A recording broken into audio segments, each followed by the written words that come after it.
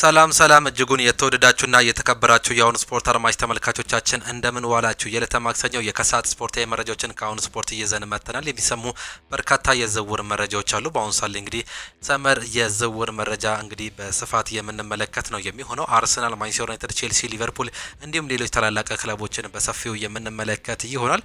ሊቨርፑል በአሁን ሰዓት ላይ ንቁ ተሳትፎም እያደረገ ይገኛል። ከሜሎስ ኪርኪዝ ጋር ያለውን ውል መጨረሱ እንዲሁም ደግሞ በአሁን ሰዓት ላይ ይፋ መደረግ ብቻ እንደሚቀረው እየተገለጸም ይገኛል። ሙሉ ምርመራው እንደተጠናቀቀ ነው መረጃዎች እየወጡ የሚገኙት።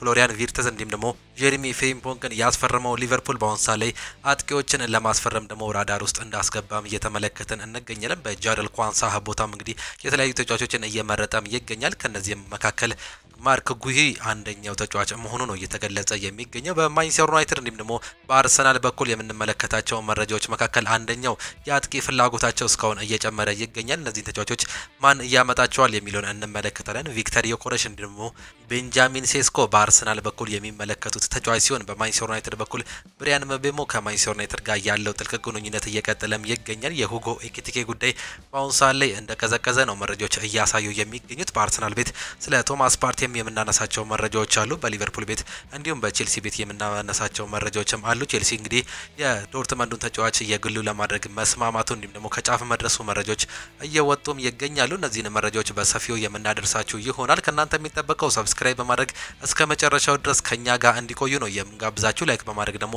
እንድታበረታቱን እንጠይቃችኋለን። ሁሌም አዳዲስና ትኩስ ስፖርታዊ መረጃዎችን ለማግኘት አሁን ስፖርት ምርጫችሁ ይሁን ነው የምንለው። ቀጥታ ወደ ፕሮግራሞቻችን አለፍን። አርሰናል አጥቂ ለማስፈረም የተቻላቸውን እየሰሩ ይገኛሉ። ለቦታው ቤንጃሚን ሴስኮ እንዲሁም ደግሞ ቪክተር ዮኮሬሽ ዋነኛ ተመራጮች ናቸው። ከዚህ በተጨማሪ የክንፍ ተጫዋች እንዲሁም ደግሞ ተከላካይ ለማስፈረም እየሰሩ እንደሚገኙ ታማኙ ጋዜጠኛ እንዲሁም ደግሞ ጋዜጣ ዘ አትሌቲክስ ይዞት ማውጣትም ችሏል። በዚህ ቦታ ላይ ማስፈረም ፍላጎት አላቸው። ነገር ግን ቅድሚያ የሚሰጡት የአጥቂ ቦታን ብቻ ነው። በአሁኑ ሰዓት ላይ ቤንጃሚን ሴስኮ እንዲሁም ደግሞ ቪክተር ዮኮሬሽን እየተመለከቱ ነው የሚገኙት። የክንፍ ተጫዋችን ሲመለከቱ የሪያል ማድሪዱን ተጫዋች የሆነው ብራዚሊያን ሮድሪጎ ጌዥን እየተመለከቱ ሲሆን በተከላካይ ቦታ ደግሞ የክሪስታል ፓላሱን ማርክ ጉሂ ፍላጎት እንዳላቸው ነው እየተገለጸ የሚገኘው። ነገር ግን ቅድሚያ የአጥቂ ስፍራ ተጫዋቾችን ካስፈረሙ በኋላ ነው ወደ እነዚህ ቦታዎች የሚዞሩት። ከዛ ወደ ክንፍ ተጫዋች ከዛ በኋላ ወደ ተከላካይ ቦታ ላይ ያስፈርማሉ ተብሎም ይጠበቃል። የአርሰናል የክረምት ዝውውር ምን ይመስላል የሚለውን ስንመለከት አርሰናል በዚህ ክረምት ከሰራቸው ጥሩ የዝውውር ስራዎች መካከል የማርቲን ዙቢሜንዲ ዝውውር አንዱ ነው። መድፈኞቹ የተጫዋቹን ዝውውር መሰረታዊ ሂደት ያጠናቀቁ ሲሆን በቀጣይ ይፋ የሚያደርጉም ይሆናል። በመቀጠል አርሰናል ከቼልሲ ከ5 ሚሊዮን ፓውንድ የሚያስፈርሙትን ግብ ጠባቂ ኬፓ አሪዛባላጋን ዝውውር እንደሚያጠናቅቁ ነው የተገለጸው። አርሰናል በአመቱ የመጀመሪያ ትልቅ ጨዋታዎችን የሚያደርግ መሆኑን ተከትሎ ሚኬል አርቴታ ቡድኑን ቀደም ብለው አጠናክረው ለማዘጋጀት ማሰባቸው ተገልጿል። አጥቂ ለማስፈረም ከፍተኛ ጥረት እያደረጉ የሚገኘው አርሰናል ቪክተር ዮኮሬሽ እንዲሁም ደግሞ ቤንጃሚን ሴስኮ የያዛቸው አጥቂዎችም ናቸው። መድፈኞቹ በተጨማሪም የመስመር ተጫዋቾች እንደሚመለከቱት ሲገለጽ ሮድሪጎ እንዲሁም ደግሞ አንቶኒ ጎርደን በዝርዝራቸው ውስጥ ይገኛሉ። በሌላ በኩል አርሰናል የተከላካይ ስፍራ ተጫዋች ለማስፈረም ማሰቡን ዘ አትሌቲክስ በስፋት ይዞት የወጣው የዛሬ የከሳት ፕሮግራሞቻችን ያመላክታሉ። አርሰናል እነማንን ሊለቁ ይችላሉ የሚለውንም ደግሞ እንዲሁ ማስቀመጥም ችሏል። በዚህም ብራዚሊያው የፊት መስመር ተጫዋች የሆነው ጋብሪኤል ማርቲኔሊ ስሙ ከሌሎች ክለቦች ጋር ቢያያዝም ይለቃል ተብሎ እንደማይጠበቅ ተገልጿል። አርሰናል ተጫዋቹን ከዋና ቡድን ቁልፍ ተጫዋቾች አንዱ አድርጎ እንደሚመለከተው እንዲሁም ደግሞ ማቆየት እንደሚፈልጉም ተዘግቧል። በአርሰናል በኩል የ2 ዓመታት ውል ያለው ጋብሪኤል ማርቲኔሊ በበኩሉ በአርሰናል ደስተኛ መሆኑንም ተናግሮ እንደነበር የምናስታውሰው ጉዳይ ነው። በሌላ በኩል የኬፓ አሪዛባላጋን ወደ አርሰናል መምጣት ተከትሎ የ23 ዓመቱ ግብ ጠባቂ ካርል ሄን ክለቡን እንደሚለቅ ነው የተገለጸው። አርሰናል ከቶማስ ፓርቴ ጋር ያለውን ውላቸውን ለማራዘም አሁንም ከስምምነት ላይ ያልደረሱ ሲሆን ተጫዋቹ ክለቡ ከለቀቀ ተተኪ ተጫዋች ይመለከታሉ ተብሎ ነው የሚጠበቀው። ቶማስ ፓርቴ በነጻ ክለቡን የሚለቅ በመሆኑ አርሰናል በትልቅ ደረጃ ተጫዋች ለማስፈረም ሊቸገር እንደሚችልም ተናግሯል። አርሰናል አሁን ላይ በቶማስ ፓርቴ ምትክ ለማስፈረም የሲቪያውን የ23 ዓመት ሎሴን አጉሜን በመመልከት ላይ መሆናቸው ዘ አትሌቲክስ ይዞት የወጣው መረጃም ያሳያል። እነዚህ ተጫዋቾች ይለቃሉ ተብሎ ይጠበቃል። በተለይም በአሁኑ ሳሌ እነዚህን ቼንኮን የመሳሰሉ ተጫዋቾችም ለሽያጭ መቅረባቸውን እናስታውሳለን። ነገር ግን እስካሁን ድረስ ምንም አይነት ጥያቄ በሰፊው እየቀረበባቸውም አይገኝም። የሊያንድሮ ትሮዛርድ ጉዳይም እንዲሁ የሚነሳም ጉዳይ ነው። የተጫዋች ይልቀቅ አይልቀቅ እስካሁን ያልተገለጸም ሆኗል።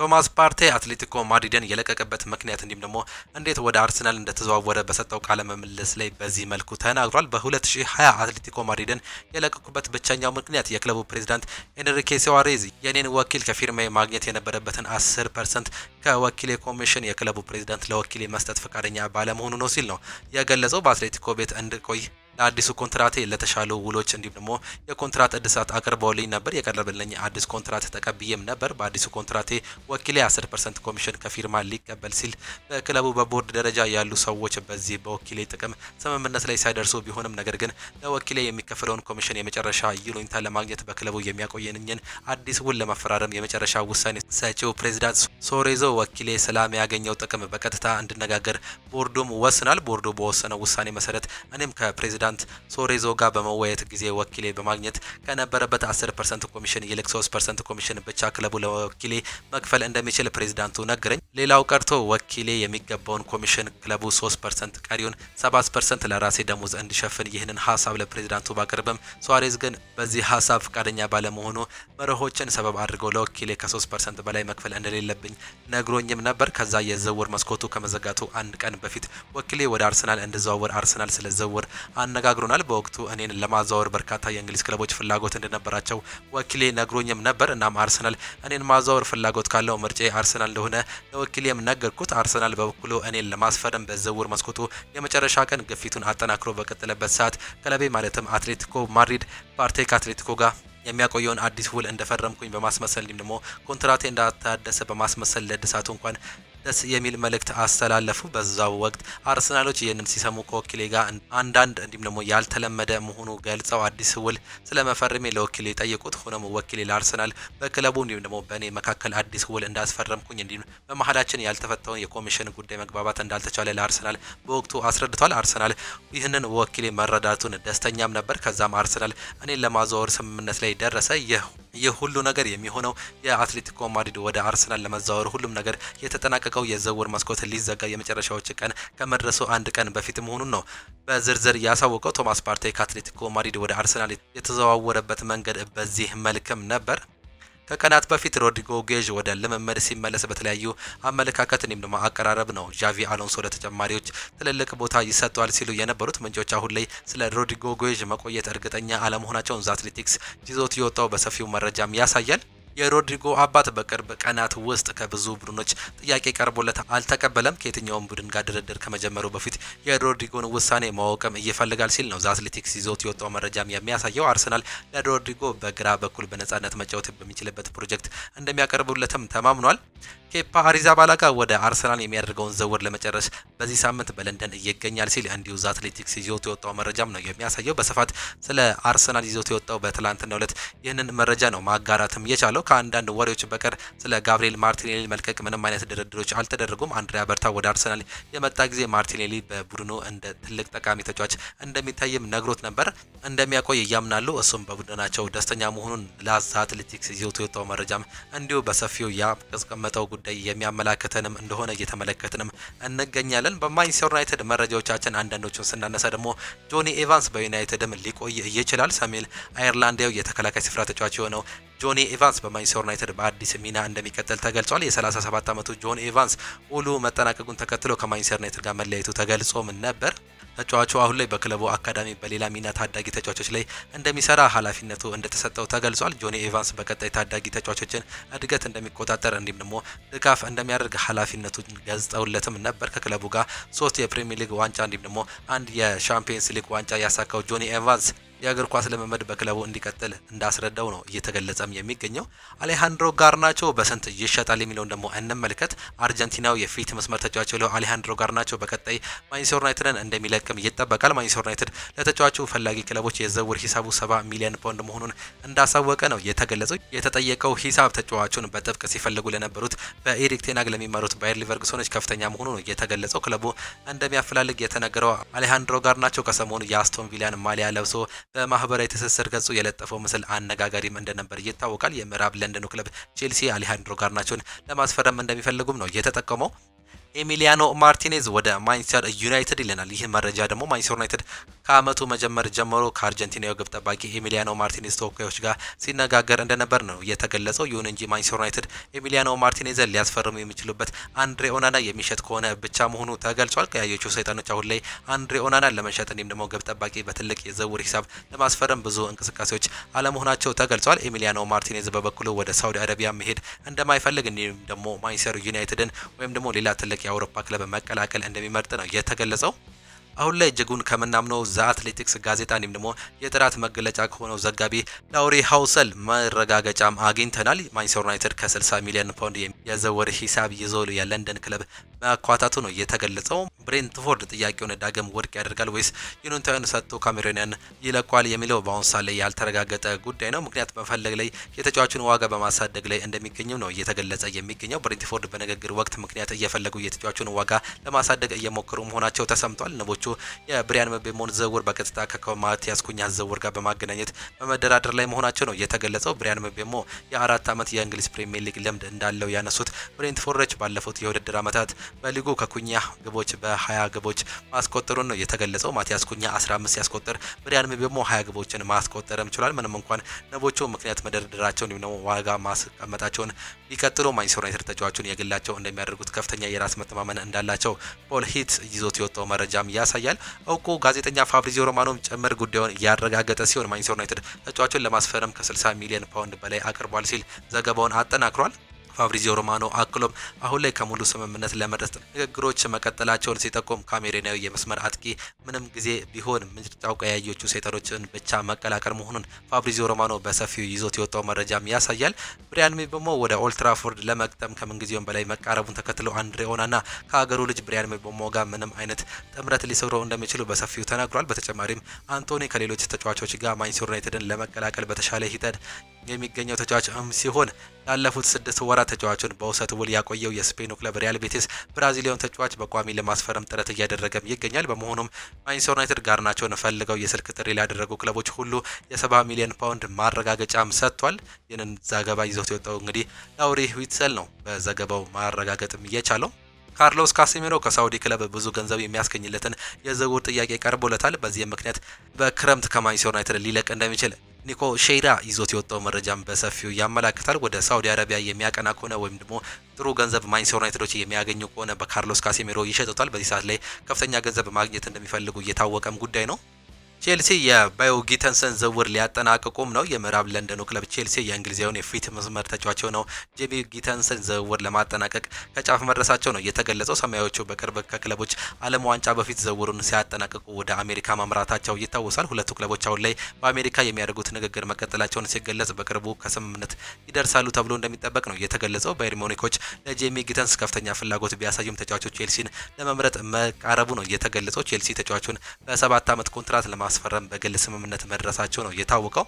ኢንዞ ማሬስካ በጋዜጣዊ መግለጫቸው ጀምስ ለዛሬ ጨዋታ አይደርስም ሲል ተናግሯል። ነገር ግን ጆሽ ከኛ ጋር ነው የተለያዩ መፍትሄዎች እንፈልጋለን በማለትም ነው የተናገሩት። ፈጣሪ ይርዳን፣ ካፒቴኑ ጉዳት አላስተናግድም፣ በህመም ምክንያት ትሬዲንግ ስላልሰራ ነው የዛሬው ጨዋታ የሚያልፈው። በተመሳሳይ ሌቪ ኮልዊል ህመም ላይ ነበር፣ ነገር ግን ትሬዲንግ ሰርቷል። ከዚህ ጋር ምናልባት አሰላለፍ ውስጥ ሊገኝም ይችላል። ኢንዞ ማሬስካም ሌሎች ሀሳቦችን ያነሱ ሲሆን በእርግጠኝነት በቱኒዝ ጨዋታ እስካሁን ብዙ ላልተጫወቱ ተጫዋቾች እድል እንሰጣለን የምናየው ይሆናል ሲል ስለ አዲስ ተጫዋቾችም ተናግሯል። ስለ ሊያም ዴላፕ ሲናገሩም ሊያም ዴላፕ ስለ 9 ቁጥር እርግማንም ይናገራል። እኔ እንደዛ የማሰብ ሰው አይደለሁም፣ ለኔ 9 ቁጥር ምንም ትርጉም የለውም፣ የሚያሊያኖ ጀርባ ያለ ቁጥር ብቻ ነው ሲል ሀሳቡንም ሰጥቷል። ሊያም ዴላፕ ወደ ቼልሲ ሊመጣ ሲል ፓልመርን ስለማውራት ተጠይቆ ነበር። በጣም ብዙ መረጃ አልወሰድኩም፣ ማወቅ ያለብኝ ነገር ብቻ ጠይቀኝ ነበር፣ በዚህም ወሰንኩኝ ሲል ሀሳቡንም ሰጥቷል።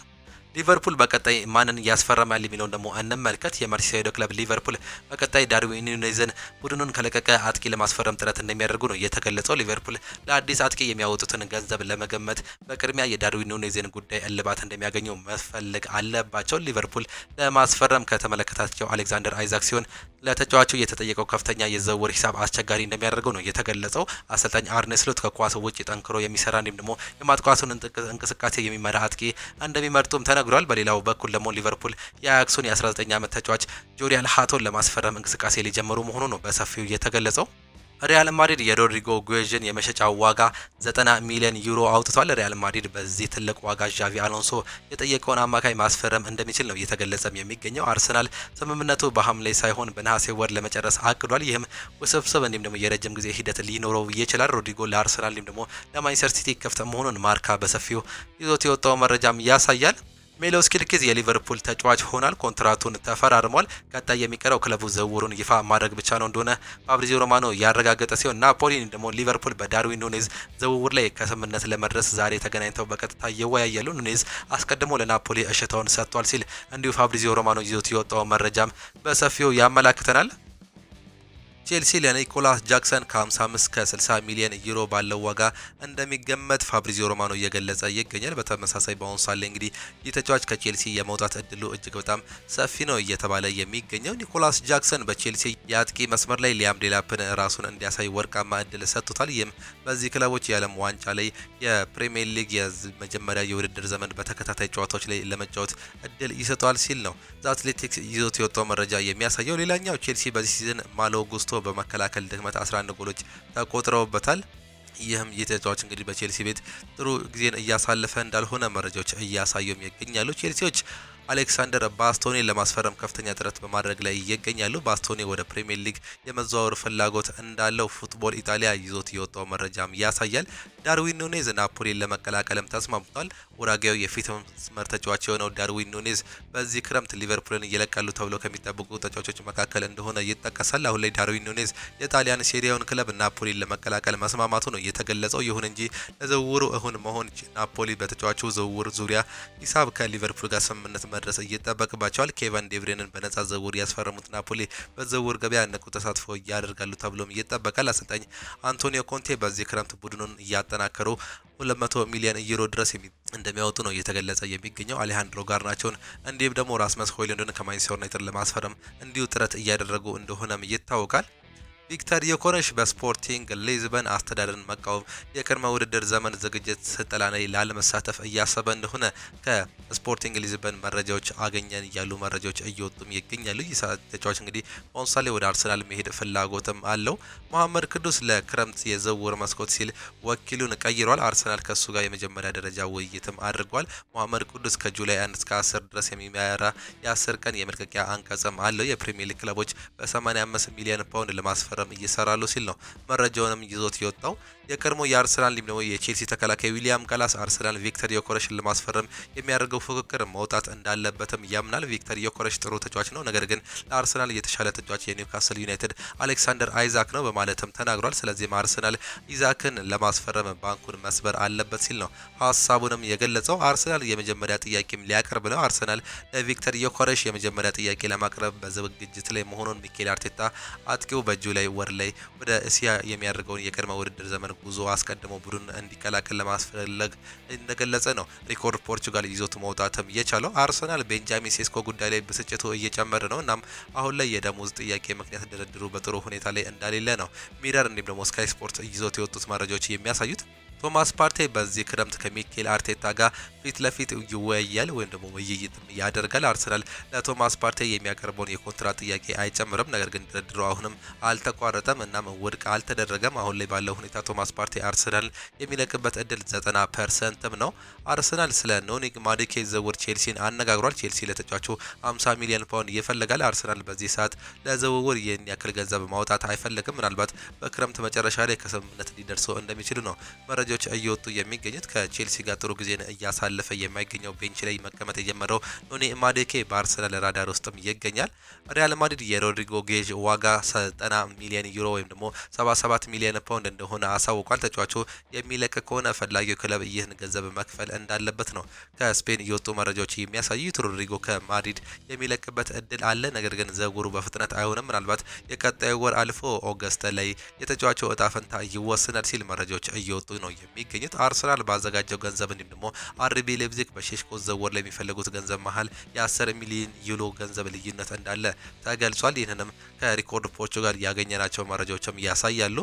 ኢንተር ሚላን ከራስመስ ሆይሉንድ እንዲሁም ደግሞ ማንቸስተር ዩናይትድ ጋር ንግግር ላይ ይገኛሉ። ዩናይትዶች ለዴንማርካዊ አጥቂ የጠየቁት ገንዘብ መጠነኛ ከፍተኛ መሆኑ ነው እየተገለጸ የሚገኘው። ኑዛሪያዎቹ እስካሁን ምንም አይነት ይፋዊ ጥያቄ አላቀረቡም ሲል ፋብሪዚዮ ሮማኖ ይዞት የወጣው መረጃም ያሳያል። በኦፊሻል ገጽ የማንቸስተር ዩናይትድ ተጫዋቾች ከ13 ቀናት በኋላ ወደ ካሪንግተን በሰኔ 30 2017 ማለት ነው ወይም ደግሞ በጁላይ 7 ለፕሪሲዝን ልምምድ ወደ ካሪንግተን የሚመለሱም ይሆናል። በዚህ ሲዝን ላይ እንግዲህ ልምምድ ሲጀምሩ እንዲሁ ደግሞ ጁላይ 10 በኋላ ደግሞ አዲሱ ፈራሚ ማቲያስ ኩኛ ልምምድ እንደሚጀምር እየተገለጸም ነው የሚገኘው። ማንቸስተር ዩናይትዶች ከፍተኛ ምልመላ ክፍል አባላትን ወደ 10 ዝቅ እንዲል አድርጓል። ከዚህ ቀደም በዚህ ክፍል ውስጥ ከ100 በላይ መልማዮች ነበሩ ሲል መረጃዎች እያሳፈሩ ሲሆን ካለፉት አሁን ላይ እንግዲህ ወደ 10 ዝቅ እንደሚያደርጉ ነው ሜን ይዞት የወጣው መረጃም የሚያሳየው። ማንቸስተር ዩናይትድ ትክክለኛውን ጥያቄ ከቀረበ ዳን ጎርነን ለመልቀቅ ወይም ደግሞ ለመሸጥ ዝግጁ ናቸው። ይህን ተጫዋች ለብራክበርን ሮቨርስ ለመሸጥ ፍላጎት እንዳላቸው ሜን በዘገባው ይዞት መውጣት ችሏል። ይህንን ታዳጊ ማቲያስ ኩኛ ድንቅ ተጫዋች ነው። ጨዋታዎችን በሰከንዶች ልዩነት መቀየር የመቻል አቅምም አለው። እሱ ድንቅ ክህሎት አለው። እኛን በዚህ ክረምት መልቀቅ እንደነበረበት ተረድቶም ነበር። እሱ በማንቸስተር ዩናይትድ ትልቅ ነገር ለመፍጠር አሁን ላይ እድሉን በሚገባ አግኝቷል ሲል የወልቨርሃምፕተን አሰልጣኝ የሆነው ቪክተር ፔሬራ ስለ ማቲያስ ኩኛ ሀሳቡን ሰጥቷል። በማንቸስተር ዩናይትድ ራሱን ማየት ይፈልግ ነበር። ይህንን እድል በመጠቀሙ እጅግ በጣም ደስተኛ ነኝ ሲል ሀሳባቸውንም ገልጸዋል።